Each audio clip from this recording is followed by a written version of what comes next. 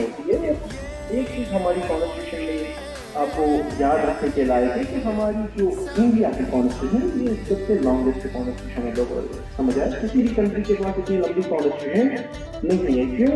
क्योंकि उसके पीछे एक वजह ये है कि इंडिया एक यूनिकल्चरल कंट्री नहीं है, मल्टी कल्चरल कंट्री है। यहाँ पे आपको मल्टी कल्चरल मिलेंगे।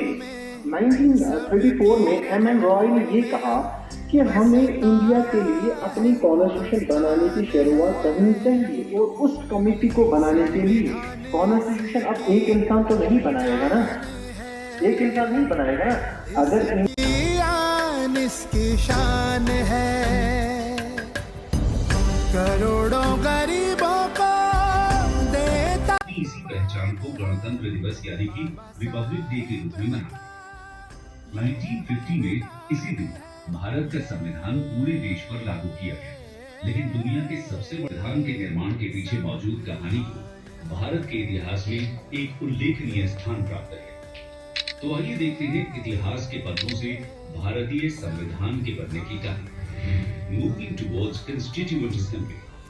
दोस्तों, संविधान सभा का गठन 1946 में हुआ था, लेकिन डेमोक्रेटिक इंस्टीट्यूशंस और अधिकारों के विकास की प्रक्रिया संविधान सभा के बनने से बहुत पहले ही शुरू हो चुकी थी।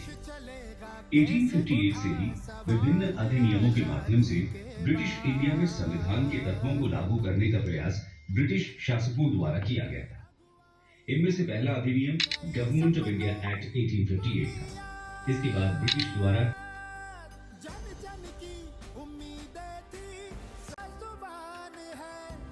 बाबा साहेब का ये वरदान है, ये संविधान